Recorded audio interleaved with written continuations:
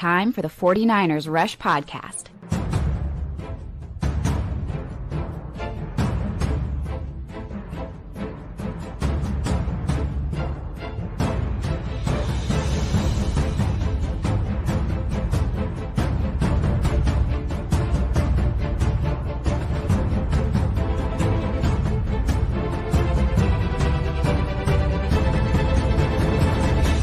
And here's your host, John Chapman.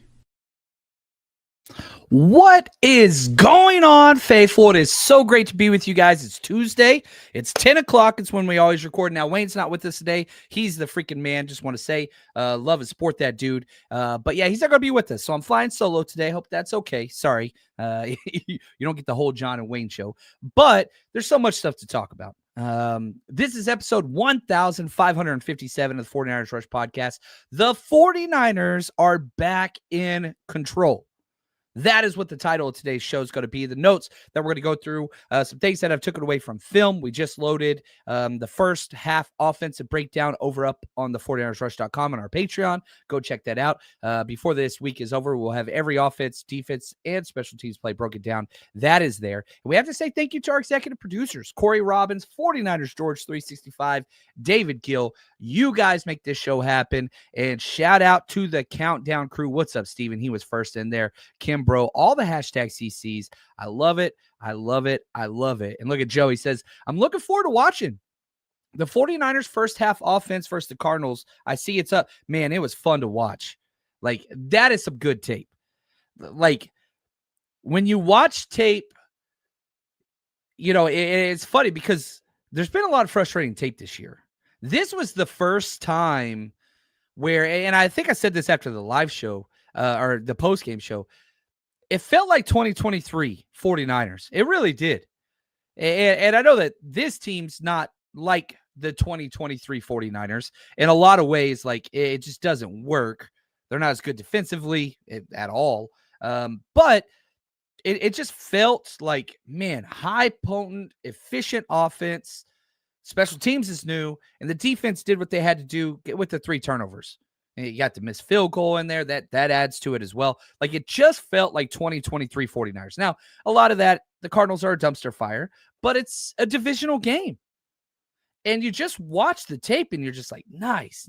This is awesome. This is good. This is great. It doesn't mean every single play was great or every drive was great. But, man, the first half offensive tape, you just walked away just thinking, man, this team can do some things. So I'm with you there, Joe. And look at Ben. He says, on to 8-4. Let's go. Danilo. He says, hashtag CC, going to my first Niner game. Where's a good place to sit? Well, it's going to be a Monday Night Football game. So you're not going to have a bad seat in the house because Levi's, the way they built it, doesn't work if it's hot. But I don't think Monday's going to fit into that. So me personally, the 200s or 300s in between the 20s, that is my favorite place to sit. That's my favorite place to sit. But yeah, if you're trying to save money, the 300s, man, you get a low row in between the 20-yard lines. You're going to get the best view in the house, in my own personal opinion. Now, Monday night games have been spiking all across the NFL. So I always tell people, wait to buy your tickets. If you're for Monday Night Football, I would buy, 1 to 3 days before the event. But anyway, hopefully that works out. Appreciate all the hashtag CCs. As always, we're going to get to your questions. I've got a lot of notes that I want to get to. Look at this. Big Red, always talking some Texas high school football. He says, big game versus Waxahachie, John. Man, I saw somebody wearing a Waxahachie hat. I think the Comanches, I believe, is what they're, at least what they used to be. All the way out in Arizona, which I thought was cool. I sparked up a conversation, talked to him for a little while. Good dude. There we go. Wade's sidekick. I'll take that all day. That is a huge compliment. But thank you for all of the hashtag CCs. I love it. And we already got Kim Bro. Man, I love you, Kim Bro. Thank you for the super chat. You're the best. I hope everything's going all right. He said, thank you for at least being faithful, John. I didn't read the rest of that comment. But man, I love you, dude. Hope all's well. I don't know if you're joking or serious, but either way, we're in your corner, man. If you need to reach out, please do so. 49ers Rush Podcast at gmail.com. It's been rough with all the traveling this season, getting to all the emails, questions, and DMs. I'm trying really, really hard. But, man, we've already done 6 road trips this year, which is the most we've ever done. We still have 2 more to go, which I'm super excited about. But the negative of that is just flying back and forth and back-to-back road games twice this year. I'm just finding myself behind in a lot of just the day-to-day answering emails, getting everything done, all the content put out and all that stuff. So I really do apologize about that. That's something that we are striving as a 49ers Rush staff to get done better. So anyway, 49ers Rush podcast at gmail.com. If I haven't gotten back to you, I apologize. We are trying. We are trying very, very diligently to get caught up there. But I mean, it's a great problem to have. Absolutely love the fact that, 1, this is my job, and 2, you're spending time with us. And that means the world to us. I mean, shoot, we're 1,557 shows in, and you're still watching this crazy stuff. Love you guys. You are the best. A lot of that has to do with the 49ers. I understand that. And, man, what a great game. What a great game. And look at John. What's up, John? He says, it's going to be good to see Brock and them build on that Cardinals game. I think that that's huge. To have that come back and Pearsall, like that's one of the things I want to talk about is Pearsall and Purdy. But golly, Brock just looked good. And on the very first play, pass play, right? You go out there, you get your 1 play touchdown drive after the elite special teams play. That was fun.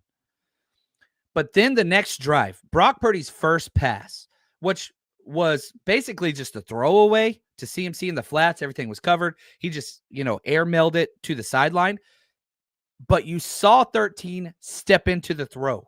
You saw the weight transfer to the front foot, and it was just like, I was live. I was in Arizona for the game, but I didn't notice that. But you go through the tape, and you watch the all 22 in both angles, and you're just like, yes.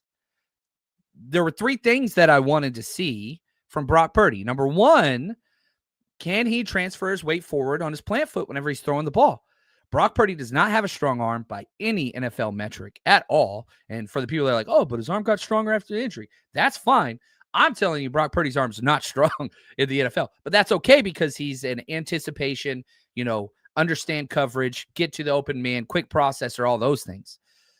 But the bad or weaker arm, that's probably the better way to say it from an NFL standpoint, without that planning on that front foot was catastrophic. You look at the Jacksonville game, the 4 interceptions. You look at the second half of the Seattle game, even though they won, that scary stuff.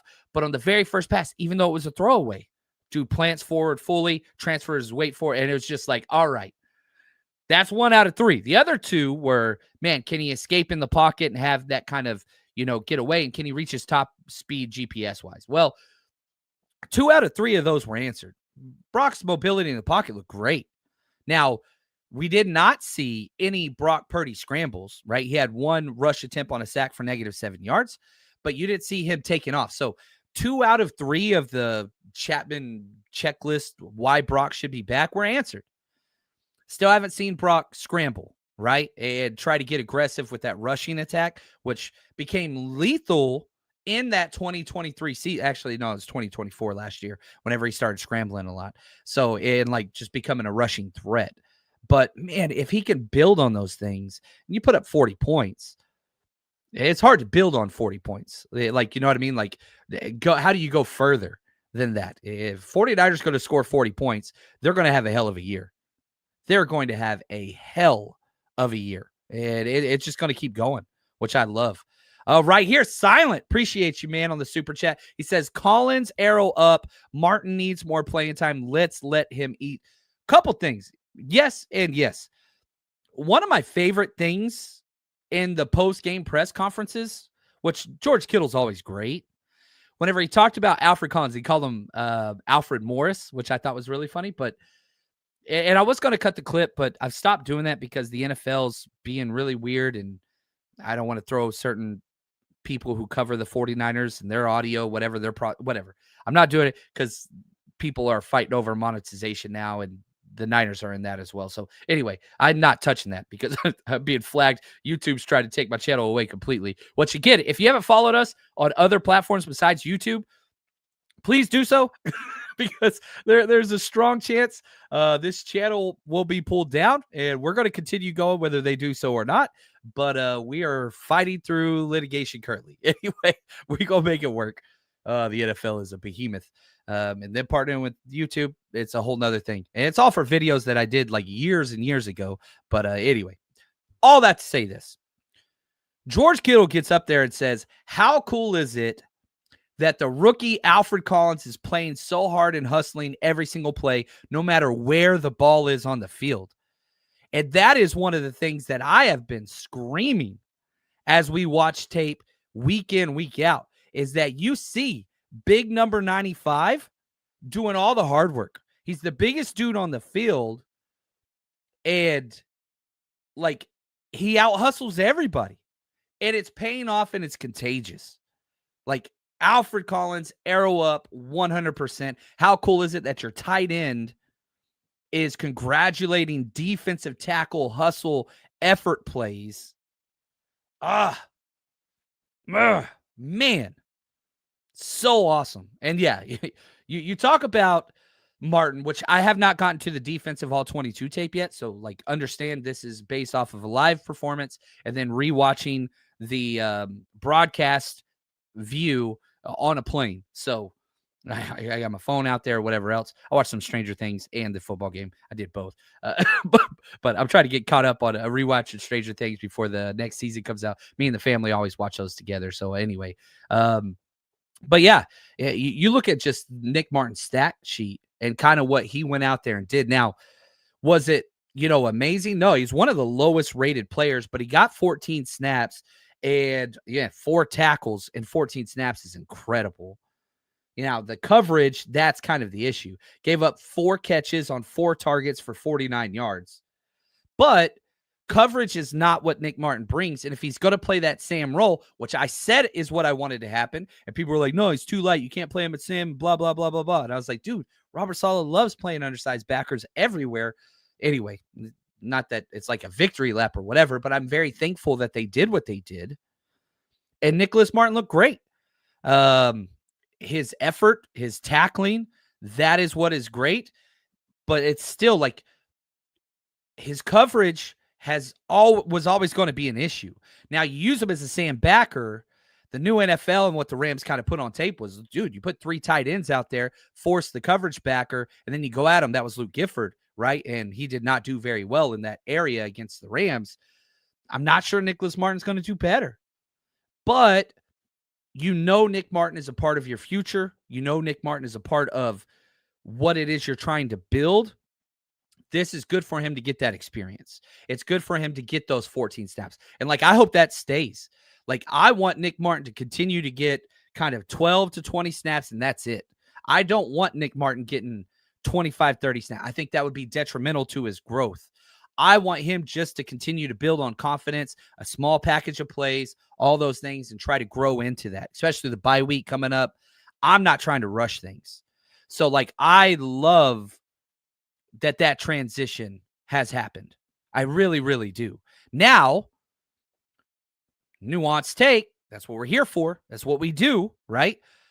Luke Gifford gets benched on the Sam backer, that number 3 backer that comes in base personnel, right? Well, that's fine. He goes out and has one of the greatest special teams performances I've ever seen. Dude is absolute 5'7" from a special team standpoint. I think that there are 3 key special teams players this year that has led to the shift. It being a horrible special teams unit to a great one. Eddie De Niro is now hurt. So that sucks because it's man, this dude's been a staple.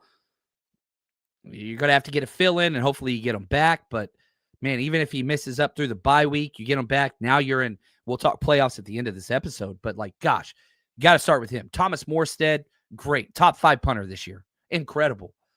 But from a non-kicker standpoint, Luke freaking Gifford, what he has done, dude's second in the NFL in special teams tackles. He had 4 solo tackles in the first half on kickoff coverage alone. We had 4 kickoffs in the first half. You had 4 tackles from 57. Let me just say this. And I posted all 4 of the clips on social media. It's up on Twitter. Eric's going to get it up on Instagram later if you haven't seen it there, Facebook, or wherever you do or don't follow. But if you don't follow us there, man, go sign up at the 49ersrush.com and just watch the breakdown today. Please, please, please. It's first half offense mixed with the special teams play. It is worth, and it's free. Sign up, get a 7-day free trial. Won't cost you a penny. Watch it, cancel. I don't care. If you like what we do, stay there. That's how I feed my family. That's why I get to do this full time. But Luke Gifford alone is worth the price of admission all year. 57 on special teams has changed the entire narrative, for lack of a better word, on what they've been able to do. He is so consistently great. This dude is a Pro Bowler. Like, if Luke Gifford is not a Pro Bowler this year, because you get that, like, you get a punter, you get a long snapper, you get a kicker, and you get one special teams player, generic, whatever. Dude, it's him. It's not even close. Yeah, Filthy Casual fan says, seemed like every special teams play, Gifford was getting the tackle. Dude, it is, like, I hope people understand. Like, there's always going to be videos out there of Purdy and Pearsall and CMC and Kittle and whatever else. Special teams play has been gigantic this year. And, you know, I was looking at just like EPA and like, which I don't like that stuff, but it's kind of hard to measure special teams the right way. Well, over on Pro Football Reference, like, they measure every single game, right? And you get a EPA special team score. And 49ers started off really poor. You had a negative 10.2 EPA the first week, which was by far the worst. You've only had 3 negative EPA games. You had week 4 against the Jacksonville Jaguars, negative 4.55, and then negative 0.03 against the Falcons. That's it. All the other ones have been positive, but not like this week. Listen to these scores, okay? Week 2, positive 2.4. This all special teams EPA grades, right? Week 3, positive 2.1. Week 5, positive 4.6. Week 6, positive 6.7. Week 8, positive 7.9. Week 9, positive 5.3. Last week against the Rams, positive 2.0. Still positive, but not great. This week against the Cardinals, positive 11.58. Like, almost twice the best special teams game the 49ers have had all year. A lot of that has to do with Luke Gifford. That's with 2 extra point misses. That's with a giant punt return allowed. Shoot, that was 100% on Darrell Luter Jr. and Isaac Garendo. Shock me. Stop me if you heard that before. But good gosh, man. Like, a positive 11.5. Why? Sky Moore, right? Huge. Eddie Pinheiro, huge. Thomas Morstead, huge. Sarah Neal, huge. But none bigger than 57 Luke Gifford. Listen to me whenever I tell you this. This dude is the best special teams player the 49ers have had since I started covering the team. It's a big deal. I hope people are like, what? We're talking about special teams? Yeah, man. It has made a huge difference. Howdy. Sky's return value is starting to pay off. Yeah, on kickoff return and punt return. Oh, I freaking love it, man. I freaking love it. It's huge. It is huge. Now, we've got some more super chats that I've got to get to, and so I apologize. I went on a special teams rant, which you guys watch the show. You know I can't help myself. It's bad. It's really, really bad. But I want to talk about the 49ers overcoming injuries. I want to talk more about Ricky Pearsall. I want to talk more about a record. We got a lot more right after this. Guys, we have been working with MyBookie for almost 8 years now. And it doesn't matter what it is that you want to bet on. You want a casino, you want to bet on football, draft, over-unders, player props, basketball, baseball, politics, you name it. They got it all. So go to MyBookie, use promo code 49ers, and you're going to get a bet back bonus, which means when you bet something and you click to opt in and you don't win that bet, you get it all back. Comes with a one-time rollover, which is like nothing. And again, this is a site that you can trust because we've been using them all the time. And if you're one of those people that's just like, I don't even know what to do, I don't know where to find the stuff, whatever else, well, we take care of that for you as well. Over on the 49ersrush.com and our Patreon page, we post our weekly, season-long draft bets, everything 49ers, every single week. We post them on Friday or Saturday, depending on the game. And we walk you through. We have how-to videos, how to do a teaser bet, how to do parlays, all that different stuff. So if you want to get involved and you want to check it, bet anything, anytime at MyBookie and use promo code 49ers. That's 49ERS for your bet back bonus. You're in charge. Yeah, we post our bets every week. We went 4 of 6. It was a really light week betting because I wanted to see what the offense would look like with, Purdy back and Pearsall back and all that stuff. But yeah, 4 of 6. Another very, very positive week, which I like. I like making people money. Any bet we put up. And again, the one we missed was the Pearsall over on receiving yards. But let me tell you this is all about the game plan of the Arizona Cardinals defense. Ricky Pearsall was their priority. And you start watching that tape, dude, they are fading heavy to wherever number one was. And that was a big reason why the 49ers offense was so good. Dude, Pearsall's running a clear out route on the very first third down of the game. It's like 3rd and 8, I think. They have 2 guys bracketing Pearsall deep. Remember, last 2 games, Ricky Pearsall had over 100-plus yards, both games against the Cardinals. They came out and said, we're not going to let number one beat us. And they didn't, but everybody else did. And so that Juwan Jennings, he just ran a deep out route for I think it was 15 yards on that first third down. That was all Ricky Pearsall. It was exaggerated flood concept where you have the shallow CMC, which they have to respect CMC. So they drove shallow on that and their flat defender. And then you had 2, the outside corner and outside safety, staying with Pearsall deep. And that intermediate route to Juwan Jennings just break outside the numbers wide open. There would a Cardinals defender within 8 yards of them. And it was like that in the end zone. It was like that in the couple almost turnover plays where they were in an inverted Tampa 2 to try to undercut that drift route concept that Shanahan always runs to Ricky Pearsall. They knew it was coming. Ricky Pearsall got pretty close to having 2 touchdowns and about 60 yards.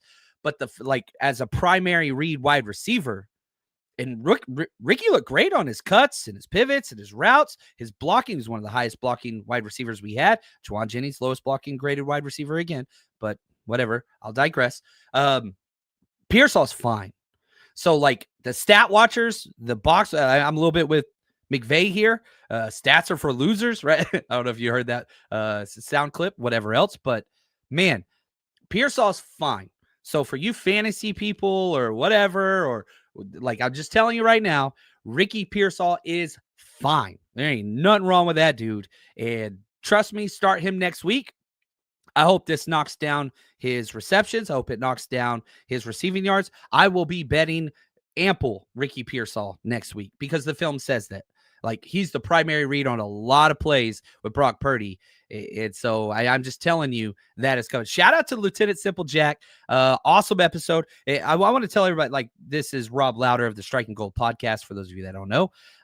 It's my go-to whenever, I'm on the road, and we had such a great time this week. It was a really, really cool time in Arizona. That chapter is incredible. The facilities there are awesome. Love the stadium. So easy to get out. But anyway, whenever I am waking up to head to the airport and going through security, all that stuff, Striking Gold, it's my go-to. I think he's kind of one of the best in the business.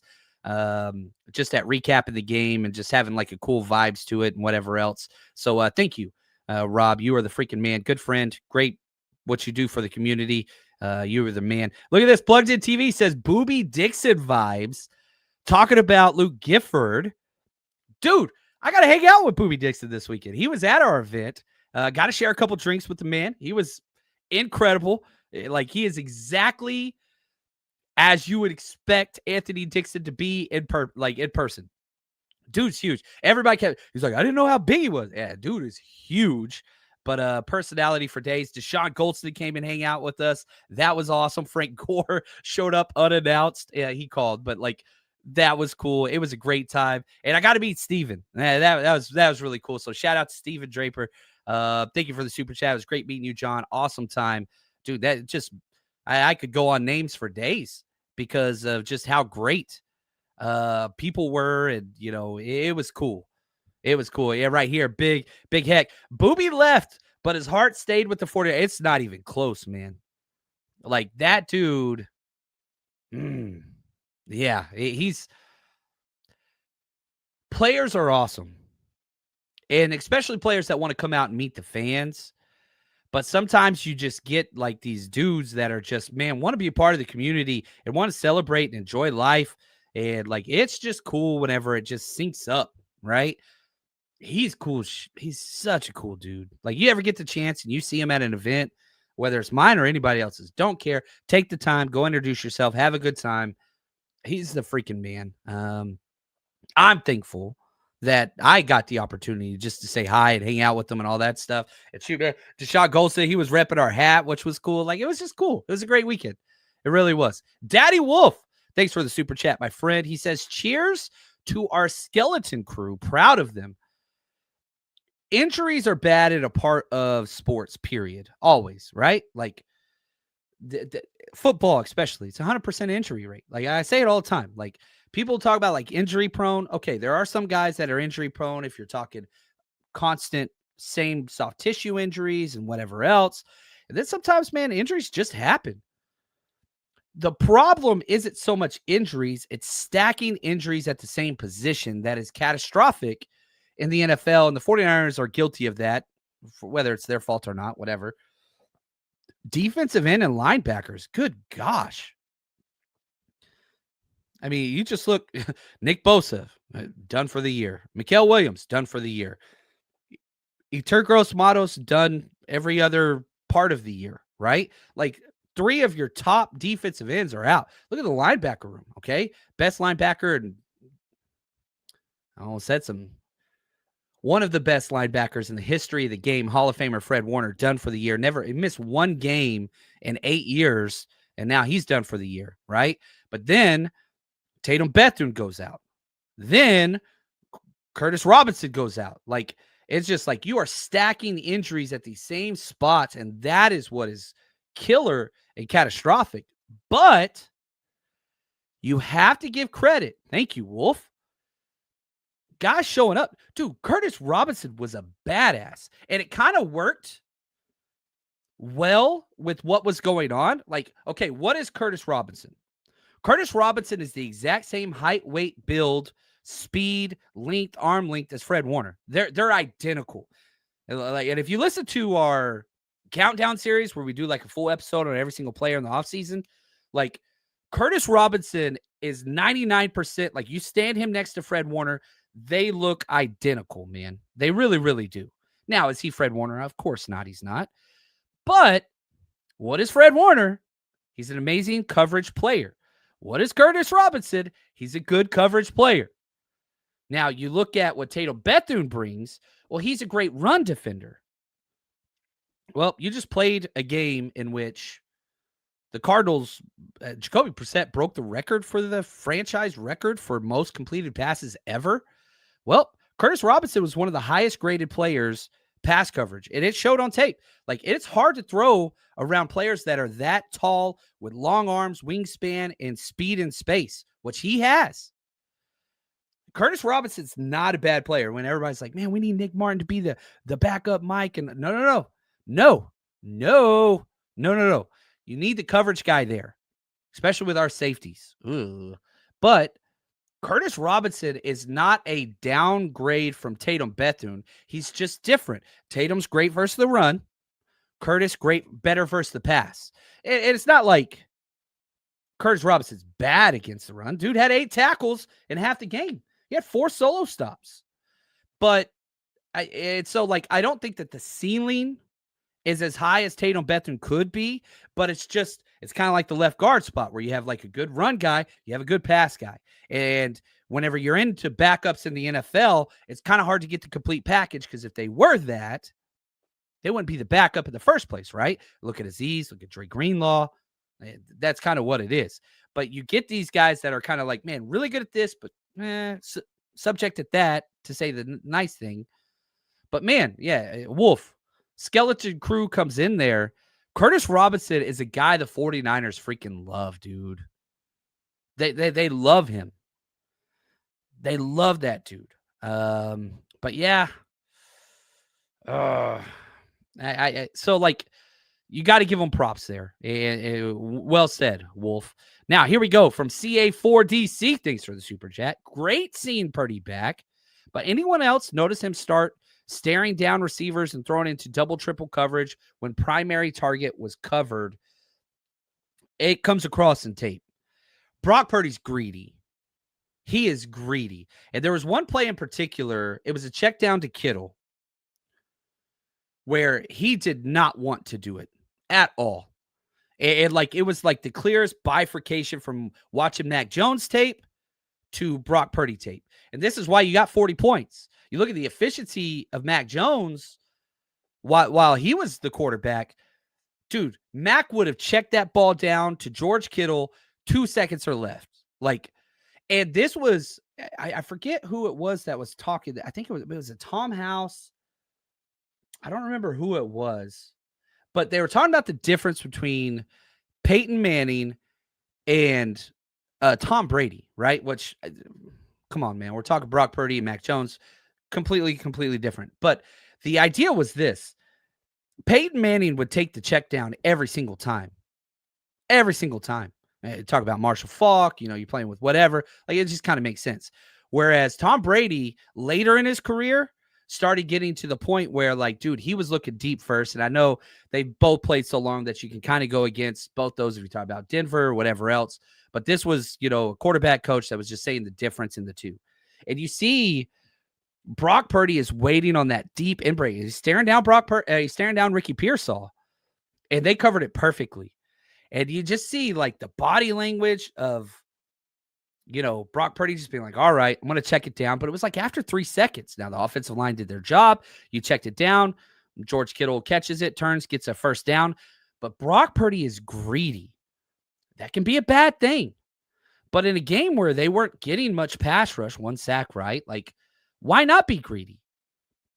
Why not? Like, this is the difference between 20-point games and 40-point games. You've got to get those explosives. And yeah, there were some turnover-worthy plays. Those are going to come with Brock Purdy. And thankfully, they didn't capitalize on those. Very similar to how the 49ers have not capitalized on those other ones. But man, like, it's yeah, I don't know. But I don't disagree with you, CA. I really, really don't. And it's nice to have Purdy back. I'm very thankful about that. I really, really am. Right here, Silent. Thanks for the super chat, my friend. He says, is it just the cards or did Purdy's mind level up with rest? That dude came out on fire, audibling, canning, recognizing man coverage, hitting Kittle on that play. That was like 3 of the best pass design plays by Shanahan. Shanahan's in his bag. Got Pearsall back. They're going to focus on that. Oh, Kittle and CMC going to have a game. What do you want to stop? Right? This was the whole idea of the Avengers or whatever, and whatever that critique was. Golly, man. Throw for 200 yards, 3 touchdowns, and just like chill. It could have been a better game, but yeah, you got 41 points. You got 41 points. Look at Sin. I love this. Simply put, the entire 49ers team came to play versus the Cards. It was a team game. Defense gave up, all those passing yards, almost 200 more total yards, but you forced 3 turnovers. And the missed field goal, that counts as it's a turnover zone down technically. But yeah, right here, Jacob. Don't hold Brissett's numbers against us too much. They had to go one-dimensional. They had to because things were just going so bad. But, you're like, okay, they had 488 total yards. That's insane. But, they rushed for 36 yards, and they had 3 turnovers. They had to do that. They had to. So, yeah, and Jerdog, easy to get greedy when he can run also. Just don't stare him down. Whenever, 2 things. When Purdy stares, it's in zone coverage. And he's waiting on the clear, that deep end breaker to clear the backer dropping. But what Jonathan Gannon did, the DC for the Cardinals, head coach / DC, was he kept inverting cover 2.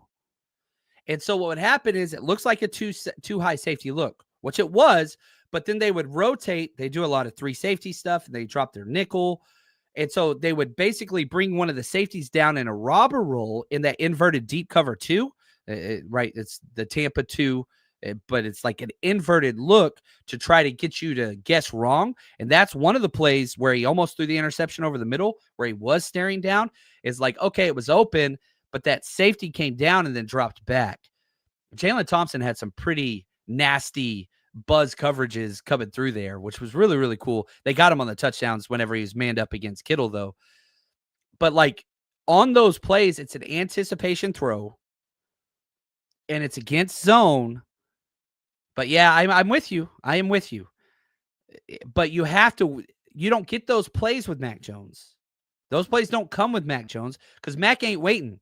Mac is like, oh, not there immediately, check down. Not there immediately, check down. And that's why you get the efficiency, but not the points.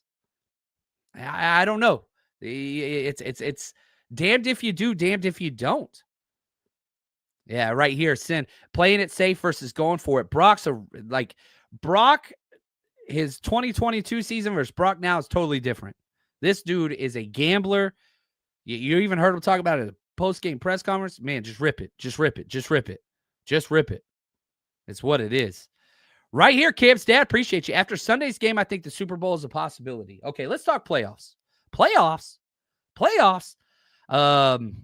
Yeah. Hold on. I got to get my thoughts together on this because I want to change something that I was going to say in my notes. So give me just a second. But if you go to any game this year, guys, you got to get your tickets through TickPick. They're the best in the business. Check them out if you haven't yet. Hey, Niner faithful, if you're looking for tickets to see the 49ers play this season, TickPick is the destination for the best deals you'll find on tickets with absolutely no hidden fees. TickPick guarantees the best price on tickets to every NFL game and beyond. Download the TickPick app and use code NINERS, NINERS, at checkout to save $10 on your first order. Again, that's code NINERS. Get your tickets ready today to cheer on the team with the rest of the 49ers Rush community, and all of our events for the 49ers Rush road trip are sold exclusively on the TickPick app or tickpick.com. Just search 49ers Rush. All right, and again, we'll be at the last two remaining road games at Cleveland here in 2 weeks. We're hoping to have those details 100% finalized, contract signed in the next 48 hours, so stay tuned for those details, but we will be there 100%. And Indianapolis, we will be there as well. So, come hang out with us. Let's get it done. We always have a good time out there. So, Cam's dad, back to your thing. One, I love fans, and Cam's dad's the freaking man. We suck till we're not making the playoffs to winning the Super Bowl. Not saying that's Cam's dad's stance, but he says after Sunday's game, I think Super Bowl is a possibility. Man, talk to me about where the 49ers sit. You're 7-4. All right. If the playoffs were today, you would be the 7th seed. The NFC, it's got a lot. There is no dominant team in the NFC. There's not one. The team that's probably the most dominant right now is the Rams, right? Tore the 49ers up with our backup quarterback and whatever else. They go out and they beat the Seattle Seahawks barely. Came down to the last second and they forced 4 interceptions. Like, Rams are good. I'm not here to say like, oh, so terrible. We already beat the Rams in their house. In fact, the 49ers swept the entire division on the road. You want at Arizona. You want at Los Angeles, you want at Seattle. The 49ers have the most divisional wins in the NFL. No other team in the NFL has 4 divisional wins. 49ers are 4-1. No other, not just the NFC, the entire NFL, all 32 teams, guess who has the most divisional wins? It's the 49ers. Conference wins. Guess who has the most conference wins? Well, the 49ers are tied there with 7. The Eagles also have 7 wins. Now, the Eagles are 7-1 in the conference. 49ers are 7-2. They are right in this area where, one, tiebreakers galore. They're going to win the tiebreaker. The only team they won't win the tiebreaker with is the Tampa Bay Bucks because you lost in the road there. So if you are tied with any team, you are going to win the tiebreaker because of divisional record and because even if you lose to the Seahawks, the Seahawks already have 2 divisional losses. At worst, you tie them there. Then you go to conference wins. They only have 4 conference. They're 4-3 in the conference. You'd win there. Then you go to strength of victory. You're actually tied with them there. So the NFC is not good. there's a lot of average to slightly above average teams, and I would put the 49ers in that category because of the defense. But, man, you've got the Carolina Panthers who are 6-5. They have a winning record. You win that game, like, the Niners are so stinking close, guys. Like, I looked up the predictor chart thing, and so this is just, again, by record using the 17-game schedule and 7 playoff teams in each conference. Here's the percentage of NFL teams that make the playoffs. The 49ers are 7-4. You look at the 7-4 and what that gets, that's an 80% chance to make the playoffs. Now, this doesn't take into account divisional and conference records and the tiebreakers and whatever else. It's just historically speaking, across the NFL average, this record, making the playoffs, you're at an 80% chance. Now, to make that better, dude, you only have 2 road games left out of 6.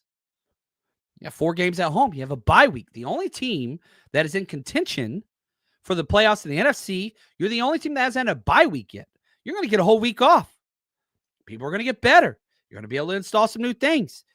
Like, who knows if somebody comes back? I don't think Brandon Ayuk's coming back at all this year. I don't even think that's a possibility. But could you win the Super Bowl? Why not? You make it to the dance, we'll see. Do I think that this is a Super Bowl caliber team? I don't like that question a lot. It's possible. You get hot with this offense and special teams. You win 2 out of 3 of the phases of the game. Defense gets to capitalize on a turnover or 2. You can beat anybody in the NFL. You can beat anybody in the NFL. I truly believe that. Name a team. Shoot, you want to talk about the Denver Broncos? Who was it that destroyed the Broncos? Didn't they get destroyed early on? No, they lost to the Colts and the Chargers, but they've been red hot lately.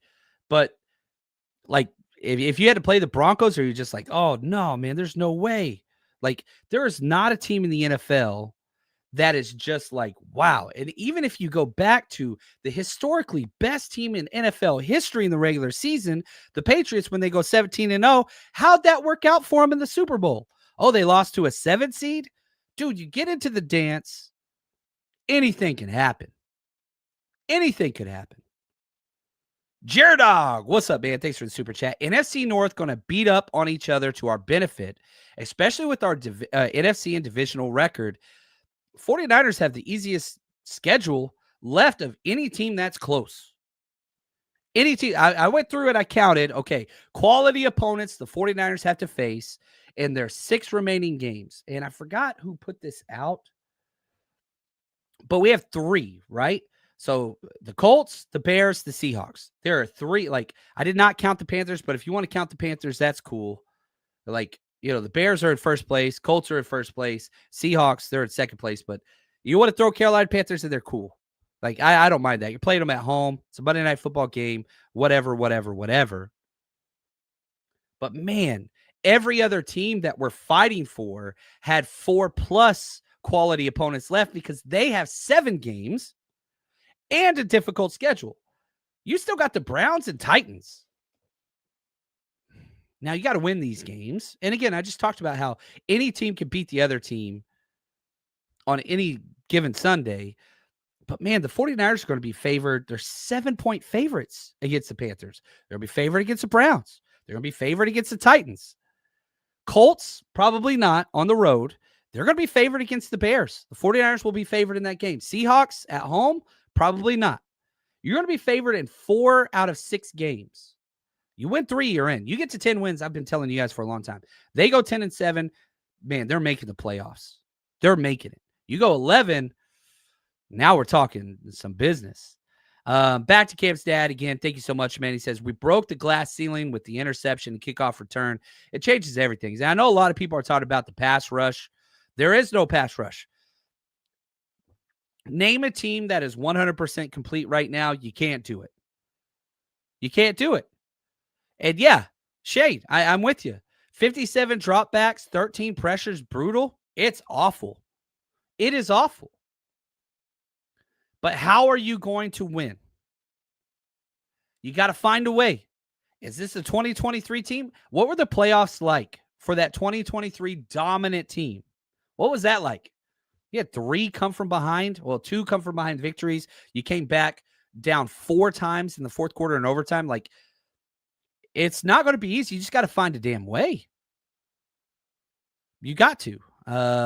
Thomas, worst defenses statistically have won the Super Bowl. And so, like, I want to steer this conversation away from Super Bowl to playoffs. You get to the playoffs, it's a game-by-game basis. Let's see what happened. Shanahan can win in the playoffs.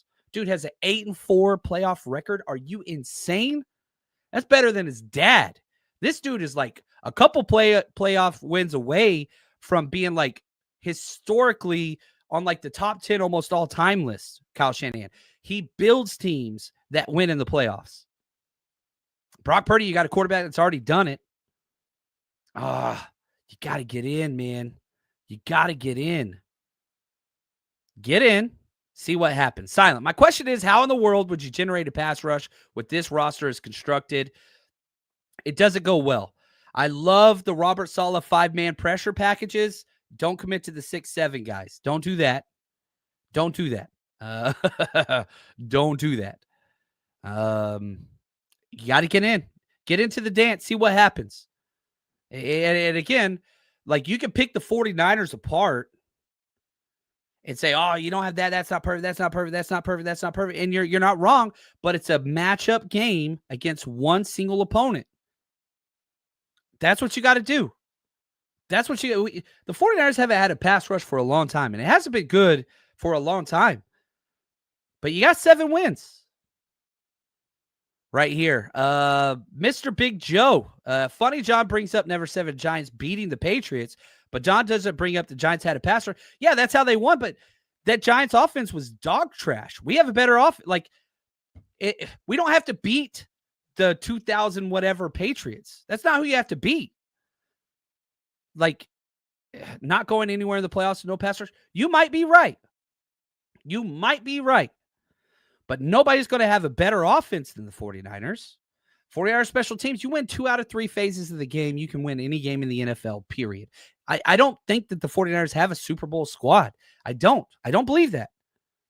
But there's nobody in the NFC that scares me. You get into the playoffs, see what happens. That's what I'm trying to say. I'm not trying to discount that the 49ers could do it. That's what I was trying to achieve. I hope you aren't walking away from this saying, John Chapman thinks they're going to win the Super Bowl. That ain't what I'm saying at all. I think the 49ers are making the playoffs. That's what I think. I think once you get in, if you have a quality coach, 49ers do, and you have a quarterback that can perform well in the playoffs, which the 49ers do, I think that you can win some games. Am I betting that the 49ers are going to win the Super Bowl? I am not. I am not. Right here. What's up, Matitude? He says, finally made it a live show all the way from Michigan. What's up? I know you traveled far on this internet server, but man, I appreciate you. And I love it when people let me know it's like, you know, they don't make it a lot of times. I love seeing new names. I love seeing all that. So I appreciate you. Cam's dad, appreciate the super chat one more time before I go pick up the kiddo. Taking his college class. I got to go get him here in a second. He says, Arizona penalties, holding calls was due to our rush. Oh, well said. Nuanced take. I'll take it. Pass rush is going to be bad, guys. It really is. I wonder, can I do this?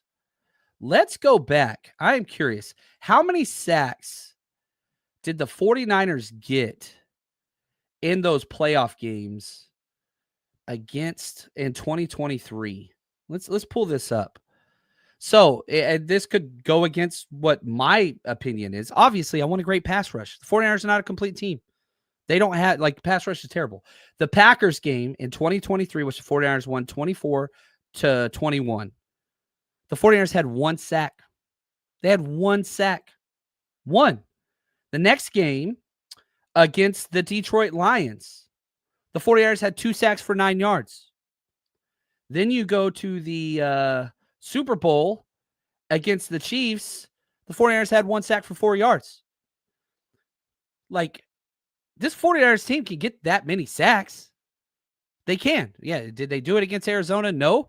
But they changed the way they were calling the game because they were up 35-10 in the third quarter. So I'm not trying to say that they have a good pass rush.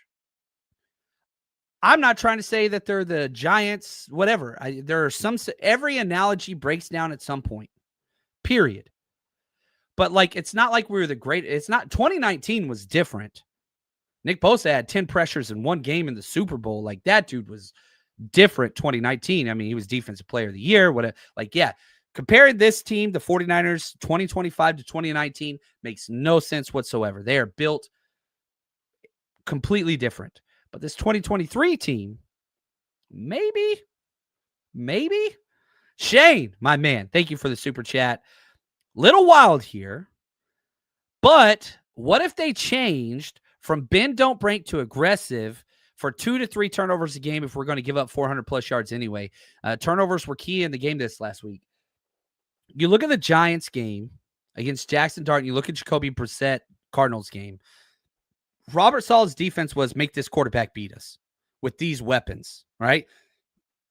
Neither quarterback got close to doing it. Yeah, they threw for 488 yards, but dude, you did get 3 turnovers.